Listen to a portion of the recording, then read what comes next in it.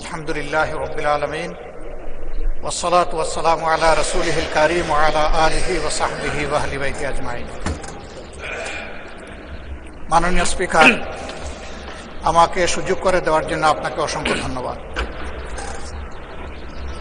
আমি সর্বপ্রথম মহান আল্লাহ তাআলার শুকরিয়া আদায় করছি। আপনাকে ধন্যবাদ জ্ঞাপন করার পাশাপাশি সারা দেশবাসী এবং বিশেষ করে আমার নির্বাচনী এলাকার সম্মানিত জনগণকে ধন্যবাদ এবং কৃতজ্ঞতা জ্ঞাপন করছি। তারাই আমাকে এবং আমাদেরকে এখানে কথা বলার সুযোগ করে দিয়েছেন তাদের মূল্যবান ভোটের মাধ্যমে। আমি গভীর শ্রদ্ধার সাথে স্মরণ করছি 47, 52, 71, 90 শাপলা চত্বরে সম্মানিত শহীদবৃন্দকে এবং ফ্যাসিস্ট আমলে 15.5 বছর যারা নির্যাতিত হয়ে দুনিয়া থেকে বিদায় নিয়েছেন, লড়াই করেছেন, আহত হয়েছেন, পঙ্গু হয়েছেন, আয়নাগরের বন্দী হয়েছেন, বিভিন্নভাবে যারা নিগৃহীত হয়েছেন, বিশেষভাবে আমি গভীর শ্রদ্ধার সাথে স্মরণ করছি 24 জুলাইয়ে যারা বুক চিতিয়ে লড়াই করে আমাদেরকে আজকের এই সংসদ গঠন করার সুযোগ তৈরি করে দিয়েছেন। তাদের মধ্যে যারা নির্যাতিত হয়ে দুনিয়া থেকে বিদায় নিয়েছেন, মহান রব্বুল আলমিনের দরবারে দোয়া করি আল্লাহ তাদের সকলকে শহীদ হিসাবে কবুল করুন। যারা আহত পঙ্গু হয়েছেন, আল্লাহ তাদেরকে সুস্থতার নিয়ামত দান করুন। আমরা সকলের প্রতি গভীর শ্রদ্ধাশীল, কৃতজ্ঞ, ঋণী। আজকের এই সংসদ গতানুগতিক কোনো সংসদ নয়, এটা 24 রক্তের উপর দাঁড়িয়ে থাকা একটি সংসদ। আজকে আপনি এই মহান সংসদের স্পিকার বা অভিভাবক নির্বাচিত হয়েছেন এবং আপনার সাথে ডেপুটি স্পিকার হিসেবে জনাব কায়সার কামাল সাহেব নির্বাচিত হয়েছেন। আমরা দুইজনকেই অভিনন্দন জানাই। মাননীয় স্পিকার, বাংলাদেশের স্বাধীনতার পরপর 55টি বৎসর আমরা অতিক্রম করে এসেছি।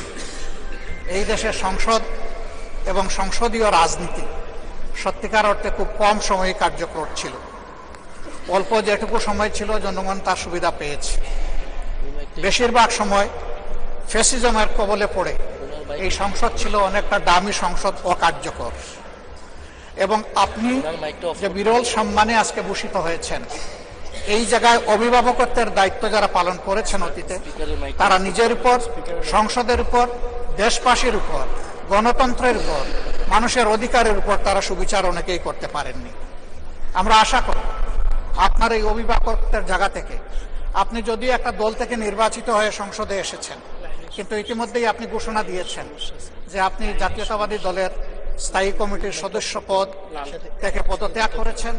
এখন আপনি সকলে, আমরা মনে করি আপনার কাছে সরকারি দল এবং বিরোধী দল আলাদা কিছু হবে না। আপনার কাছে আমরা সুবিচার পাব, জাতির কল্যাণে যে কথাগুলো বলতে চাইব সেই কথাগুলো বলার সুযোগ আপনার কাছ থেকে পাব। আপনার নেতৃত্বে এটি একটি গতিশীল সংসদ হবে, এটা আমরা আশা করতে চাই। আমরা আশা করতে চাই অতীতে যে মন্দ নজির সৃষ্টি হয়েছে বিভিন্ন সময়, এটি নতুন করে আর হবে না। আজকের এই সংসদে অনেক তরুণ সদস্য এখানে আজকে এসেছেন। আমিও বয়সে একটু বেশি হলেও আমিও তরুণ। আমার জীবনে এটা প্রথম এই সংসদে ঢুকে, সুতরাং আমিও তরুণদের একজন। সেই তরুণরা যারা এখানে প্রাজ্ঞ আছেন, অতীতে যারা এই মহান সংসদের সদস্য বারবার নির্বাচিত হয়েছেন, তাদের কাছ থেকে আমরা ভালো কিছু শিখব। আমরা অতীতের সংসদগুলোতে দেখেছি এখানে দেশের মানুষের কল্যাণ বিবেচনায় আলোচনা না হয়ে মানুষের চরিত্র হননের জন্য এখানে বিপুল সময় ব্যয় করা হয়েছে। আমি আপনাকে বিনীতভাবে অনুরোধ করব, এই সংসদ যেন কারো চরিত্র হননের কেন্দ্রে পরিণত না হয়। আপনার কাছ থেকে কেউ সামান্যতম সুযোগও যেন এই ব্যাপারে না পায়। আমরা চাই এই সংসদ শুধুমাত্র জনকল্যাণে প্রতিষ্ঠিত হবে এবং পরিচালিত হবে। আমি আস্থাশীল, গভীর আস্থাশীল, আপনি একজন লড়াকু মুক্তিযোদ্ধা, আপনি পারবেন ইনশাআল্লাহ এই সংসদকে সফলভাবে নেতৃত্ব দিতে। আমরা আপনার সঙ্গত প্রত্যেকটি বিষয়ে কথা দিচ্ছি, আমরা আপনাকে সমর্থন দিব, সহযোগিতা দিব, আপনার জন্য দোয়া করব। আমরা আপনার কাছ থেকে শুধু ইনসাফ আশা করব। আপনি যদি এই সংসদের উপর ইনসাফ করেন, তাহলে 18 কোটি মানুষের উপর ইনসাফ করা হবে। কারণ রাষ্ট্রের গুরুত্বপূর্ণ 3টি অঙ্গের একটি হচ্ছে সবচেয়ে গুরুত্বপূর্ণ অঙ্গ।